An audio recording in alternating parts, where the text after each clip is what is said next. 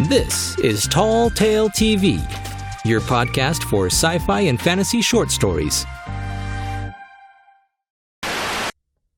Bury the Evidence, a Portal Story, by Timothy L. Thompson. We're safe.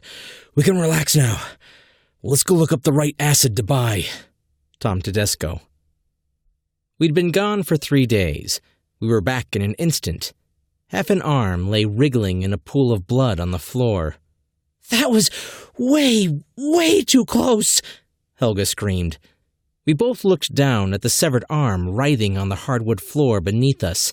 Then she continued. Couldn't you keep him from chasing us in and losing his arm?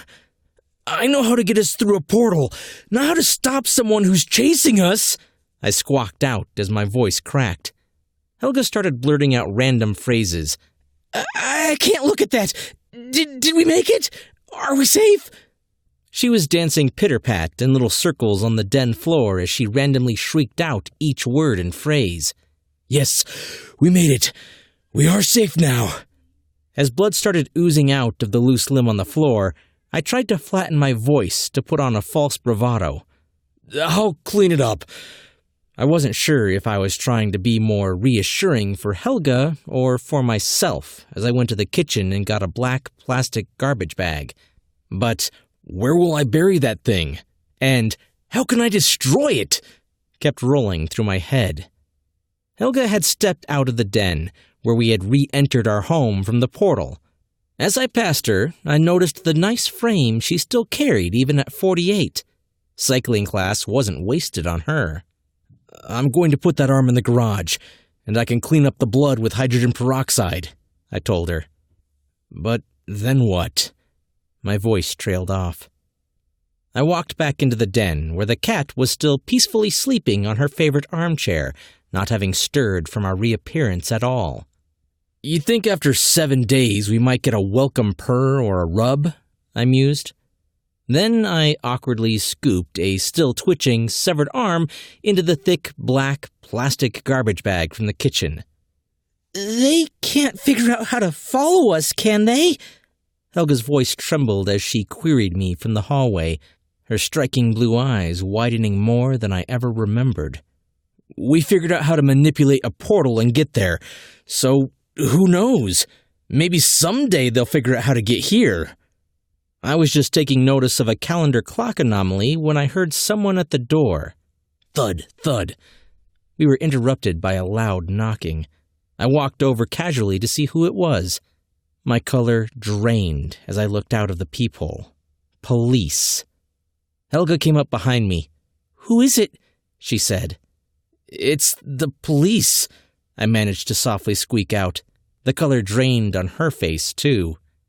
This is just an odd coincidence, I tried to say reassuringly, but I knew full well that events in dimensions often paralleled each other.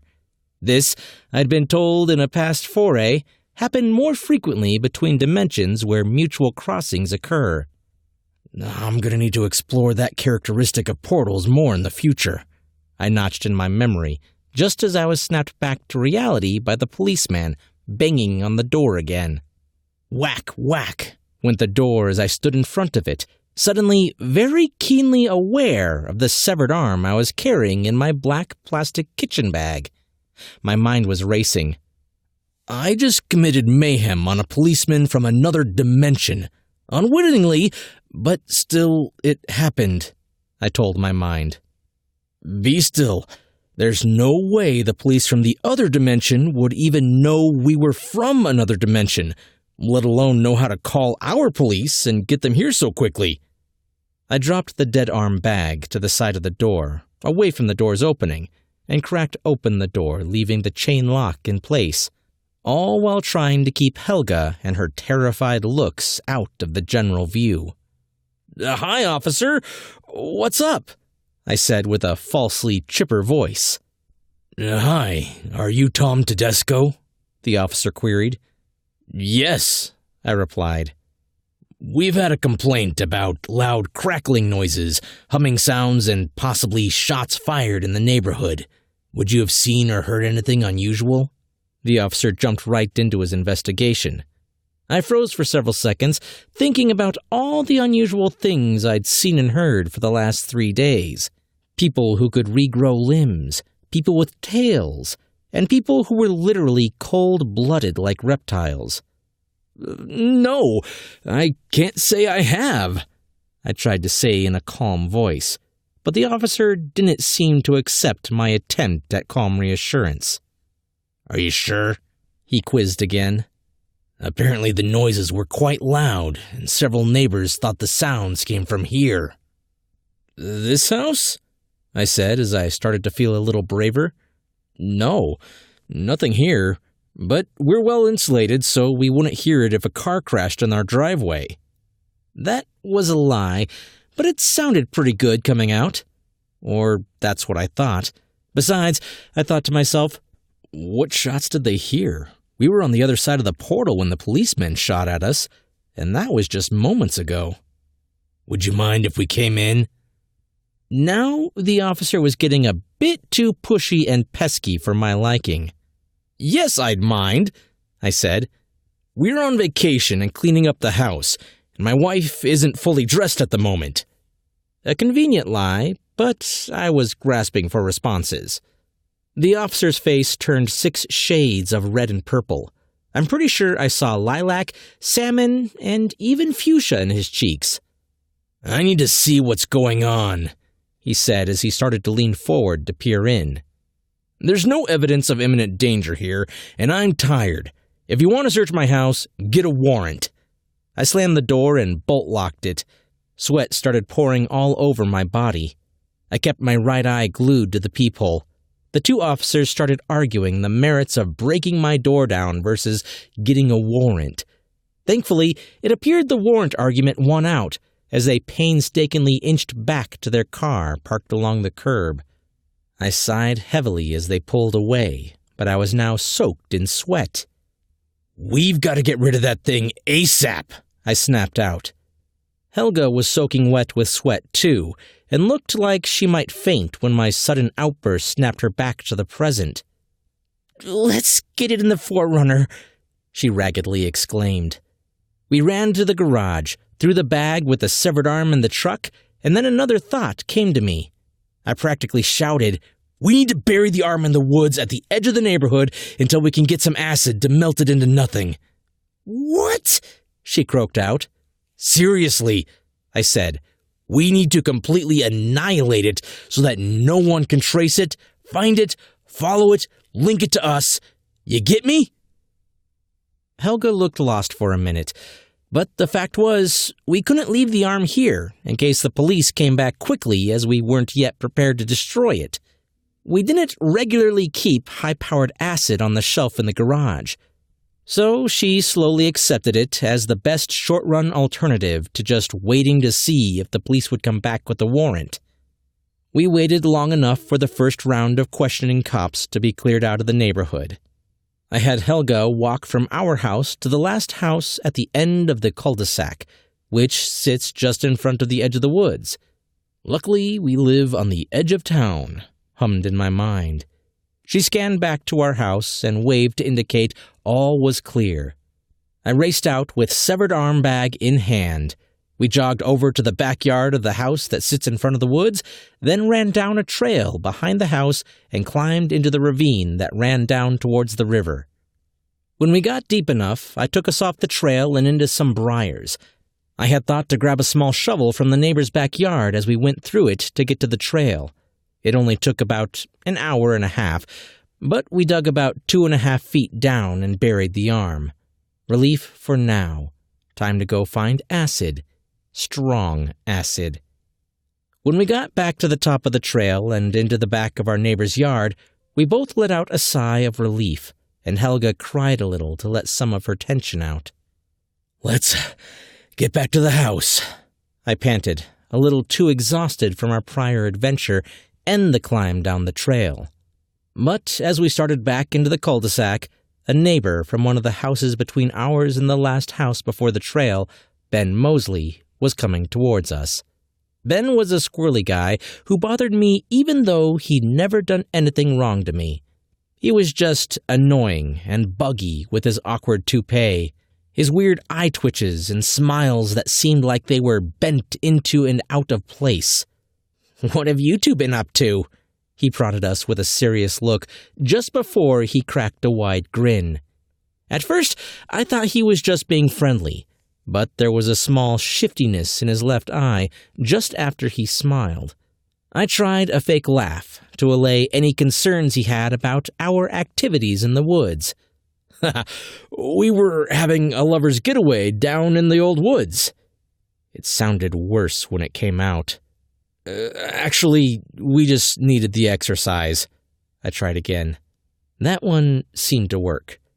"Can't get enough of that," Ben cackled while patting his belly. Still, I think he noticed that Helga was stiff and looked like she was about to break down, despite her rather awkward fake smile and laugh. Then Ben surprised us with this little gem. "You know, when I saw you two out planting flowers this morning, I thought to myself, that nice couple seems like the type to have secret adventures. I bet you two are always up to something that the rest of us wish we could be up to." We hurried back to our house, but I kept glancing back at Ben. We've been gone for 3 days. What was he talking about, seeing us planting flowers this morning? At the front porch, Helga couldn't contain it any longer. "Tom, we've been gone for 3 days, but Ben thinks he saw us planting flowers this morning. We planted flowers 3 days ago before we left. Is he suffering from some type of dementia?" No, Helga. I saw the calendar clock in the house earlier, and I thought there had been a power outage. But now, I think that the 3 days we were gone was only about 2 or 3 hours back here. Apparently, portals cross time as well as space. Helga looked like she might pass out from that little revelation again, but I pointed back at Ben to distract her. We watched as he continued to wander around near the other neighbor's backyard. He looked towards the back edges of the neighbor's lawn as it led to the trail, but made no effort to go down it. He held his arms up like he was praying, or trying to sense something. That worried me, but he didn't seem like he felt whatever he was hoping for. After we got in our house, I watched back out the window. Ben didn't proceed into the trail area, but he was painstakingly slow at walking back to his own house. "Can this be over?" wailed Helga. "I can't take this stress.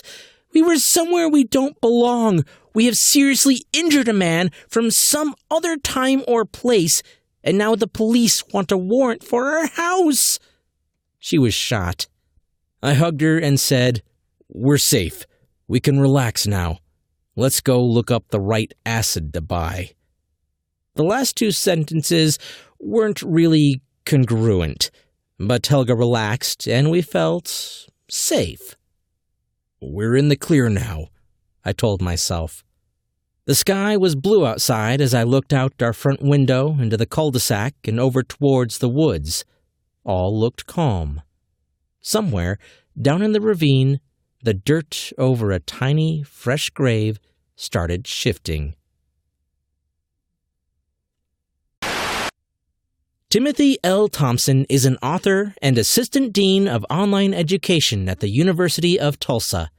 When he's not busy taking on big New York City law firms single-handed, he likes to get out there and meet his fans, or post on his website, www.thetimtales.com, where he tells stories from his past, tall tales, and science fiction.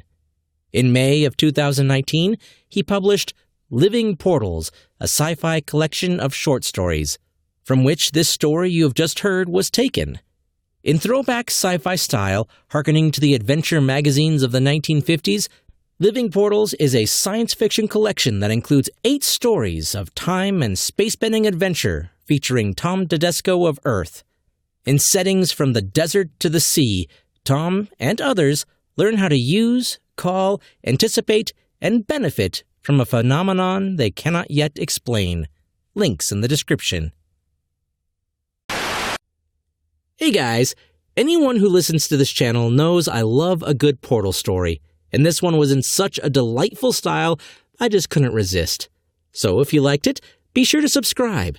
I'm Chris Herron, and that's it for today's Tall Tale TV.